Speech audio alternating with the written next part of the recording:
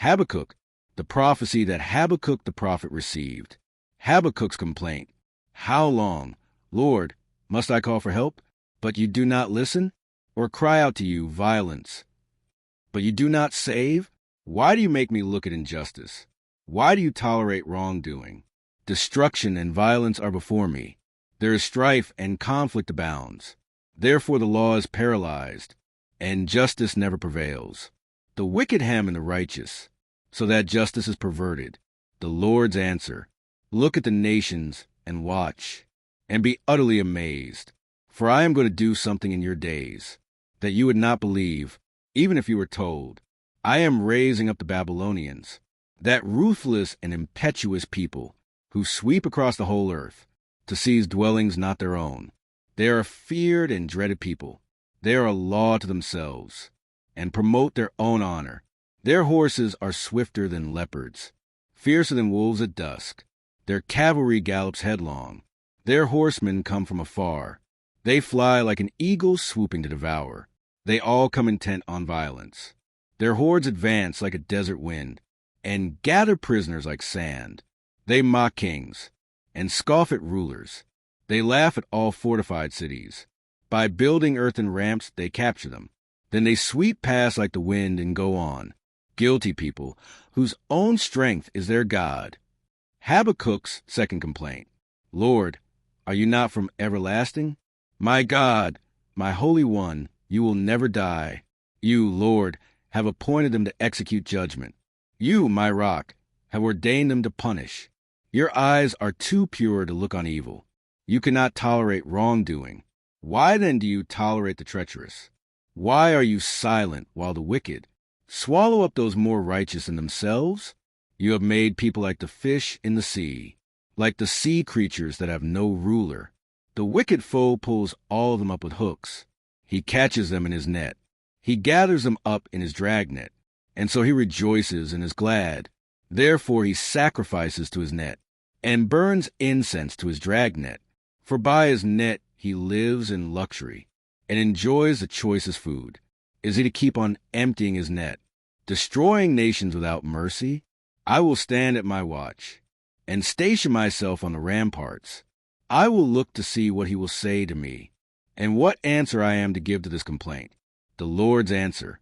Then the Lord replied, write down the revelation, and make it plain on tablets, so that a herald may run with it. For the revelation awaits an appointed time. It speaks of the end, and will not prove false. Though it linger, wait for it.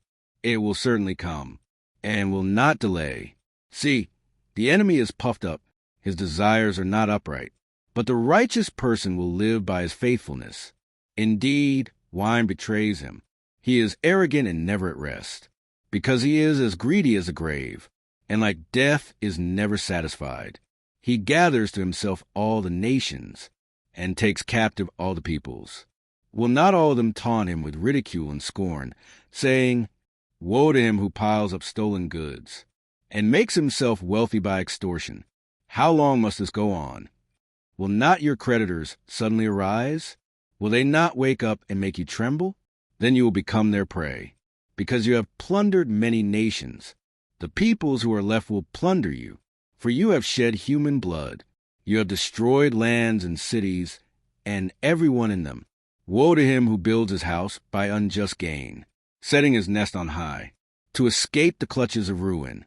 You have plotted the ruin of many peoples, shaming your own house and forfeiting your life. The stones of the wall will cry out, and the beams of the woodwork will echo it. Woe to him who builds a city with bloodshed, and establishes a town by injustice.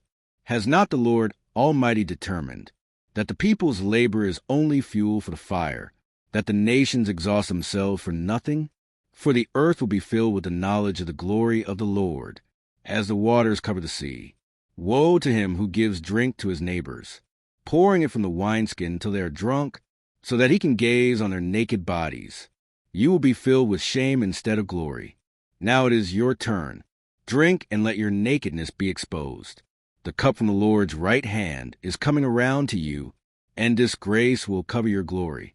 The violence you have done to Lebanon will overwhelm you, and your destruction of animals will terrify you. For you have shed human blood.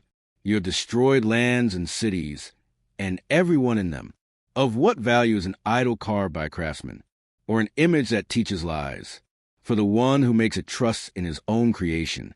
He makes idols that cannot speak. Woe to him who says to wood, "Come to life," or to lifeless stone, "Wake up." Can it give guidance? It is covered with gold and silver. There is no breath in it. The Lord is in his holy temple. Let all the earth be silent before him. Habakkuk's prayer, a prayer of Habakkuk the prophet, on Shigionot. Lord, I have heard of your fame. I stand in awe of your deeds, Lord. Repeat them in our day. In our time make them known. In wrath remember mercy. God came from Teman, the Holy One from Mount Paran. His glory covered the heavens, and his praise filled the earth. His splendor was like the sunrise. Rays flashed from his hand, where his power was hidden. Plague went before him. Pestilence followed his steps. He stood and shook the earth. He looked and made the nations tremble. The ancient mountains crumbled, and the age-old hills collapsed. But he marches on forever. I saw the tents of Cushan in distress, the dwellings of Midian in anguish. Were you angry with the rivers, Lord? Was your wrath against the streams? Did you rage against the sea? When you rode your horses and your chariots to victory? You uncovered your bow. You called for many arrows. You split the earth with rivers. The mountains saw you and writhed. Torrents of water swept by. The deep roared and lifted its waves on high. Sun and moon stood still in the heavens, at the glint of your flying arrows, at the lightning of your flashing spear. In wrath you strode through the earth, and in anger you threshed the nations. You came out to deliver your people, to save your anointed one. You crushed the leader of the land of wickedness. You stripped him from head to foot. With his own spear you pierced his head, when his warriors stormed out to scatter us, gloating as though about to devour the wretched who were in hiding. You trampled the sea with your horses, churning the great waters. I heard, and my heart pounded. My lips quivered at the sound. Decay crept into my bones, and my legs trembled. Yet I will wait patiently for the day of calamity, to come on the nation invading us. Though the fig tree does not bud, and there are no grapes on the vines, though the olive crop fails, and the fields produce no food, though there are no sheep in the pen, and no cattle in the stalls, yet I will rejoice in the Lord. I will be joyful in God my Savior. The sovereign Lord is my strength. He makes my feet like the feet of a deer. He enables me to tread on the heights. For the director of music, on my stringed instruments,